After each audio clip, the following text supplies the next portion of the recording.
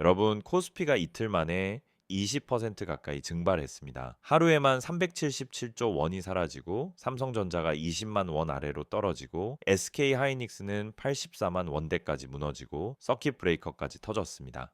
미국과 이스라엘이 이란의 최고 지도자 하메네이를 제거하는 공습을 단행하고 이란이 보복으로 호르무즈 해협 봉쇄를 선언하면서 전 세계 금융시장이 공포에 빠졌습니다. 외국인이 이틀 만에 12조 원 넘게 팔아치웠고 공포지수 VKO SPI는 80을 넘기면서 2008년 금융위기 이후 최고치를 찍었습니다. 코스피 200 선물이 5% 넘게 떨어지면서 매도 사이드카가 발동되더니 결국 서킷 브레이커까지 발동됐습니다. 경제 팝콘이 계속해서 올해 코스피의 구조적 상승에는 이유가 있다. 이건 펀더멘털이 뒷받침하는 진짜 상승이라고 강조해 왔는데 이 전쟁이 그 구조를 정말 깨뜨린 걸까요? 아니면 이건 공포 발작에 불과한 걸까요? 3월 3일 화요일 하루에만 코스피가 7.24% 폭락하면서 역대 최대 하락폭을 기록했고 다음 날에는 12.06% 추가 폭락하면서 이 서킷 브레이커까지 발동됐습니다. 이틀 합쳐서 역대급 하락이었습니다. 오늘 그 답을 데이터로 전부 뜯어왔으니까 딱 집중해 보세요. 먼저 왜 한국 증시만 이렇게 유독 크게 맞았는지 구조적으로 뜯어봐야 합니다. 일본 니케이가 3% 빠졌는데 코스피는 7%가 빠졌습니다. 같은 아시아인데 왜 한국만 2배 넘게 맞았을까요? 첫 번째 원인은 에너지 의존도입니다. 한국은 전체 원유 수입의 70%를 중동에 의존하고 있고 이 중 95% 이상이 호르무즈 해협을 통과합니다. 세계에서 다섯 번째로 석유를 많이 수입하는 나라가 바로 한국이에요. 이란이 해협 봉쇄를 선언하자마자 브렌트유가 하루 만에 9.3% 넘게 폭등하면서 79달러를 넘겼고 이게 바로 한국 증시의 직격탄이 된 겁니다. 쉽게 비유하자면 우리 경제 혈관에 해당하는 원유 수송 파이프를 누군가가 잠그겠다라고 선언한 거예요. 혈관이 막히면 몸 전체가 위험해지듯이 에너지 공급이 막히면 경제 전체가 흔들리는 겁니다. 두 번째 원인은 환율 도미노입니다. 원달러 환율이 1,500원을 돌파하면서 외국인 입장에서는 달러 기준 수익률이 훼손되기 시작합니다. 이게 뭔지 알아요? 외국인이 한국 주식을 사서 10% 벌었다라고 해도 환율이 5% 올랐으면 실제로는 5%밖에 못 번 겁니다. 그러니까 환율이 오르면 외국인이 팔고 외국인이 팔면 환율이 더 오르고 이게 계속 돌아가는 악순환이 만들어진 겁니다. 외국인은 2월 마지막 거래일에만 7조 원, 3월 3일 화요일에 5조 4천억 원 순매도를 기록했습니다. 세 번째 원인은 과열 피로감입니다. 여기서 진짜 중요한 포인트가 있어요. 코스피가 올해 들어서만 무려 48%나 급등했었습니다. 세계 주요 증시 중 상승률 1위였습니다. 초보자들을 위해 비유를 하나 들어줄게요. 번지점프 줄을 생각해 보세요. 줄이 길게 늘어나 있으면 반대로 튕길 때도 그만큼 세게 튕기는 거예요. 과열된 시장이기 때문에 외부 충격이 왔을 때 반대 방향으로도 그만큼 크게 움직인 겁니다. 신용거래융자 장호도 31조 7천억 원으로 역대 최대치였고 주식 활동 계좌가 1억 개를 넘어서 국민 1인당 2개 꼴이었습니다. 이런 비투가 쌓여 있는 상태에서 공포가 터지니까 반대 매매가 반대 매매를 부르는 도미노가 시작된 거예요. 미래에셋증권 서상영 상무도 지적했듯이 한국은 원유 수입의 60에서 70%가 중동산이기 때문에 물가가 급등할 수밖에 없고 그게 가장 큰 문제라고 분석했습니다. KB증권의 임정은 태윤선 애널리스트도 전쟁 장기화로 인한 호르무즈 해협 봉쇄 우려가 유가 상승과 인플레이션 위험을 자극하면서 국내 증시 전반에 타격을 줬다고 분석했습니다. 여기에 코스피 급등 피로감까지 겹치면서 미국 증시와 비교했을 때 변동성이 훨씬 크게 확대됐다라는 겁니다. 양준석 가톨릭대 경제학과 교수도 고유가 국면이 장기화될 경우 반도체 실적 호조에도 불구하고 코스피와 실물 경제 모두 악화될 수 있다라고 경고했습니다. 근데 여기서 진짜 중요한 건 어젯밤 미국 시장에서 아주 의미 있는 신호가 켜졌다는 겁니다. 다들 공포에 질려 있는데 월계선은 반전의 스위치가 하나씩 켜지기 시작했습니다. 나스닥이 장 초반 1.2% 넘게 폭락했다가 기적처럼 플러스로 돌아섰습니다. S&P 500도 마찬가지였습니다. 다우지수는 600포인트 넘게 빠졌다가 저점 매수세가 몰리면서 반등했습니다. 자, 여기에 세 개의 스위치가 켜진 겁니다. 첫 번째 스위치, 월가의 역사적 학습 효과입니다. 1990년 걸프전 때 S&P 500이 개전 후 한 달 만에 바닥을 찍고 6개월 뒤에는 전쟁 전보다 높아졌습니다. 2003년 이라크 전쟁 때도 개전 당일 미국 증시가 올랐습니다. 2020년 코로나 팬데믹 때도 서킷 브레이커가 터진 뒤 불과 몇 개월 만에 사상 최고치를 찍었습니다. 월가 투자자들은 이 패턴을 뼛속까지 기억하고 있기 때문에 공포가 극에 달하는 순간 오히려 역발상으로 저가 매수에 나서는 겁니다. JP모건의 제이미 다이먼 CEO도 시장은 이런 일로 크게 안 변한다라고 발언하면서 투자 심리를 안정시켰습니다. 골드만삭스도 지정학적 위기 발발 시 단기 급락 후 강하게 반등했던 역사적 패턴을 언급하면서 과도한 공포를 경계해야 한다는 리포트를 냈습니다. 두 번째 스위치 빅테크의 압도적 방어력입니다. 엔비디아가 2.8% 올랐고 마이크로소프트, 메타 등 현금 창출력이 뛰어난 빅테크 기업들이 지수를 받쳐줬습니다. 이 기업들의 AI 투자와 실적은 중동 전쟁과 아무 상관이 없습니다. 데이터 센터는 전쟁 중에도 돌아가고 GPU 수요는 폭탄이 떨어져도 줄어들지 않습니다. 세 번째 스위치, 미국이 CIA를 통해 이란과 간접적으로 협상 조건을 논의하고 있다는 보도가 나온 겁니다. 이건 뭘 의미하냐면 전면적인 지상전 확대, 즉 최악의 시나리오로 갈 가능성이 낮아졌다는 신호입니다. 비유를 써볼게요.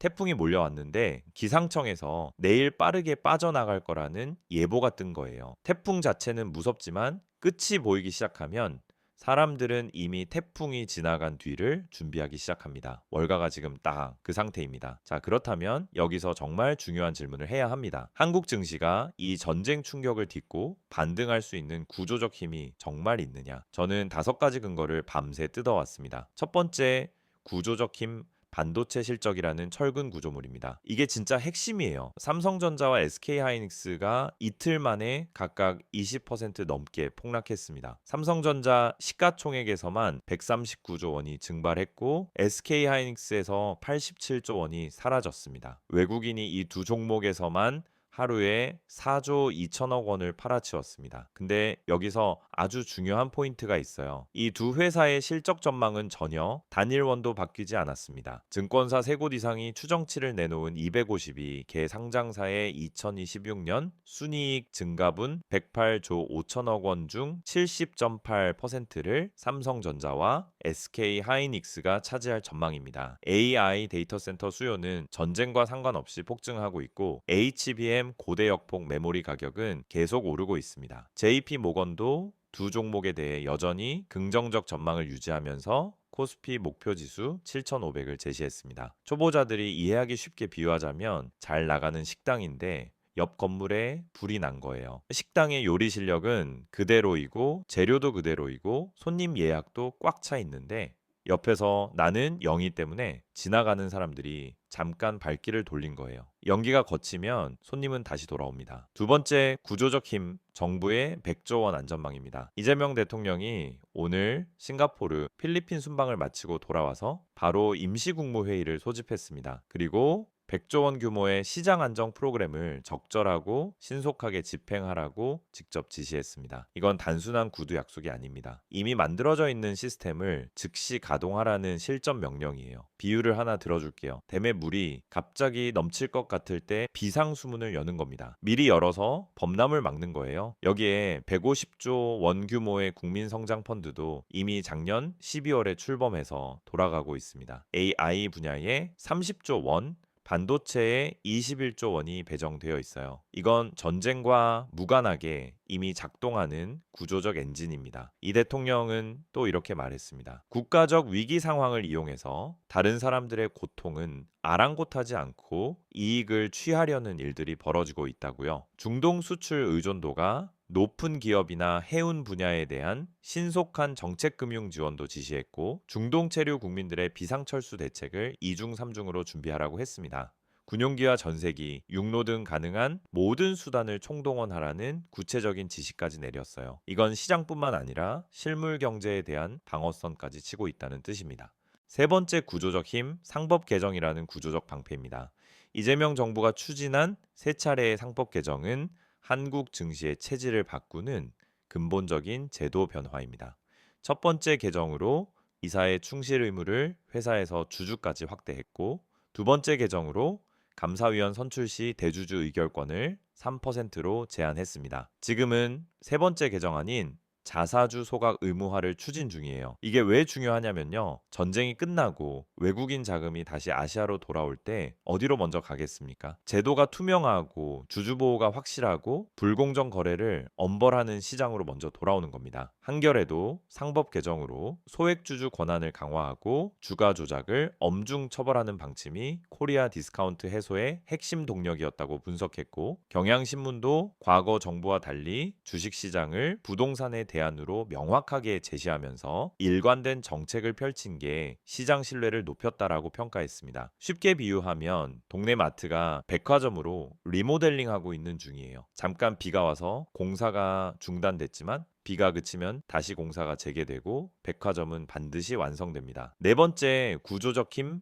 밸류에이션 바닥 신호입니다. 여기서 진짜 중요한 숫자가 나옵니다. 이번 폭락으로 코스피 12개월 선행 PER이 8.1배까지 떨어졌습니다. PER이 뭔지 초보자들을 위해 쉽게 설명하면 주식의 가격표 같은 겁니다. 보통 10만 원짜리 물건인데 지금 8만 원에 세일하고 있다는 뜻이에요. 키움증권 한지영 연구원에 따르면 코스피 역사상 선행 PER이 8배 초반까지 내려간 적은 2008년 금융위기, 유럽 재정위기, 미중 무역 분쟁, 코로나 팬데믹 등 극소수에 불과했고 8배의 기점에서 주가가 바닥을 확인한 뒤 반등했습니다. 대신증권 이경진 연구원은 오히려 이 시점의 코스피 목표 지수를 기존 5,800에서 7,500으로 상향 조정했습니다. 선행 EPS 728포인트의 평균 PER 10.32배를 적용한 건데, 이건 단기 조정 이후 상승 추세가 재개될 것이라는 강한 확신을 보여주는 겁니다.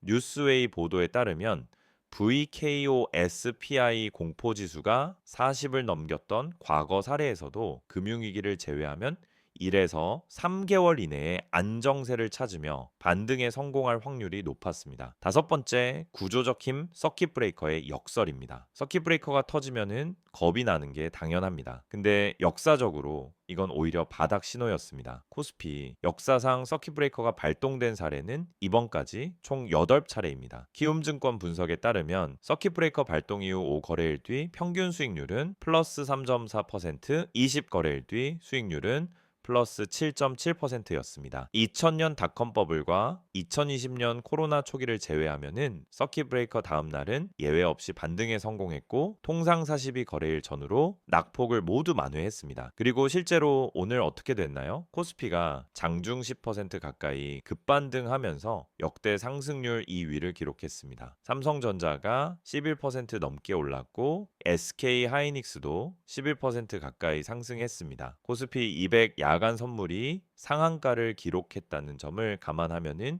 이미 시장은 과도한 공포 발작을 수정하기 시작한 겁니다. 개인 투자자들이 5조 8천억 원을 매수하며 하방을 지켜낸 것도 바로 이 역사적 패턴에 대한 학습 효과라고 볼 수 있습니다. 60거래일 시점에는 평균 20% 수준의 회복력을 보였다는 점도 기억해 두세요. 시스템 리스크로 전이되지 않는 한 과도한 투매 이후에는 기술적 반등이 강하게 나타났다는 게 역사의 교훈입니다. 이제 시나리오별로 정리해 드릴게요. 낙관 시나리오입니다. 미국이 새서 5주 내에 이란 군사작전을 마무리하고 CIA 간접 협상이 진전되면서 호르무즈 해협이 정상화됩니다. 유가가 배럴당 70달러대로 안정되면 코스피는 한 달 반 이내에 6천선을 회복하고 대신증권 목표치인 7,500을 향해 재상승할 수 있습니다. 중립 시나리오입니다. 전쟁이 2에서 3개월 장기화되면서 유가가 80에서 90달러대에 머무릅니다. 코스피는 5,000에서 5,800 박스권에서 등락을 반복하겠지만 반도체 실적이 하방을 지지하면서 추가 급락은 제한됩니다. 비관 시나리오입니다. 미국이 지상군을 투입하는 전면전으로 확대되고 유가가 100달러를 돌파하는 경우입니다. 인플레이션이 재점화되고 글로벌 경기 침체 우려가 확산되면서 코스피가 4,500선까지 밀릴 수 있습니다. 여러분이 매일 확인해야 할 핵심 지표 5가지를 구체적으로 알려드릴게요. 이건 꼭 기억하고요. 첫째, 브렌트유 가격 70달러 되면 안심, 90달러 넘으면 경계입니다. 둘째, 원달러 환율 1,500원이 기준선입니다. 이 위에 있으면 외국인 매도 압력이 계속되고 아래로 내려오면 자금 유입 신호입니다. 셋째, 호르무즈 해협 선박 통과 현황입니다. 머스크 같은 대형 선사의 운항 재개의 여부를 확인하세요. 이미 머스크는 위험 상황으로 희망봉 우회 노선으로 전환한 상태입니다.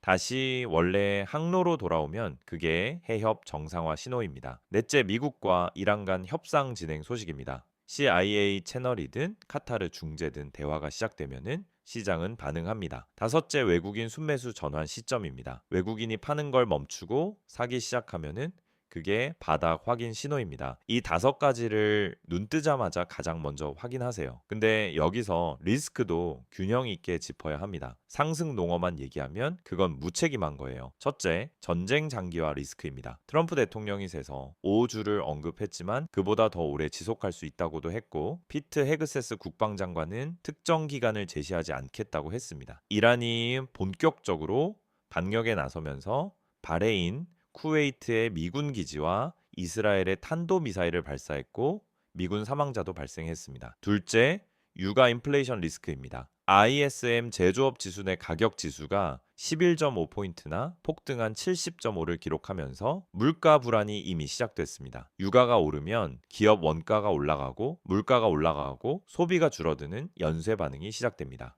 셋째, 반대매매 도미노 리스크입니다. 신용거래 융자 장호가 31조 7천억 원으로 역대 최대치인데 추가 하락이 오면 담보 부족으로 반대매매가 터지고 그 매물이 또 다른 하락을 부르는 도미노가 시작될 수 있습니다. 넷째, 연준의 딜레마 리스크입니다. 유가 상승이 인플레이션을 자극하면 연준은 금리를 못 내립니다. CME 패드워치 기준 3월 금리 동결 확률이 96%를 넘고 있고 캔자스시티 여는 총재는 인플레이션이 3%에 가깝다며 매파적 경고를 날렸습니다. 금리가 높은 상태가 지속되면 증시에는 분명히 악재입니다. 다섯째, 지정학적 확산 리스크입니다. 중동 불안이 장기화되면 러시아 우크라이나 전쟁과 맞물려 글로벌 공급망 전체가 흔들릴 수 있습니다. 하지만 여러분, 과거를 꼭 기억하세요. 2001년 9.11 테러 때 코스피가 하루 만에 12% 폭락했지만 다음날 5% 반등했습니다. 코로나 때도 서킷 브레이커가 터진 뒤 1년도 안 돼서 2배가 올랐습니다. 전쟁은 반드시 끝이 옵니다. 이건 역사가 증명합니다. 하지만 반도체 슈퍼사이클, 상법 개정,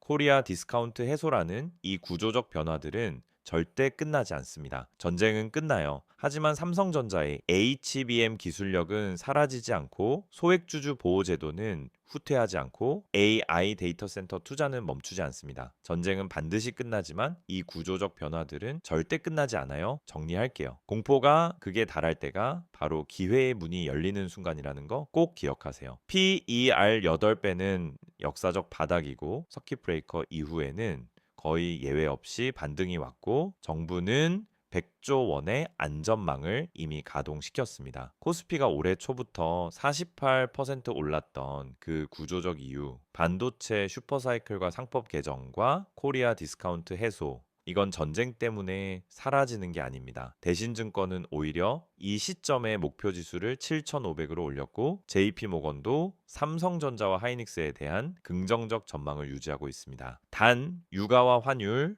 그리고 전쟁 진행 상황은 매일 모니터링 해야 합니다. 절대 감정으로 매도하지 말고 데이터로 판단하세요. 오늘 이야기 진짜 도움됐다 싶으면 좋아요. 한 번씩 시원하게 꼭 눌러주고 궁금한 종목이나 궁금한 경제 뉴스 있으면 댓글로 알려줘요. 내가 또 밤새서 이런 도움되는 리포트 뒤지고 팩트체크해서 다음 영상으로 가져올게요. 이렇게 경제 팝콘 구독자들에게 도움되는 진짜 정보 하나도 빠짐없이 매일 전부 다 알려줄 거니까 경제 팝콘 구독과 알림 설정 꼭 해두고 우리 진짜 다 같이 부자 되자.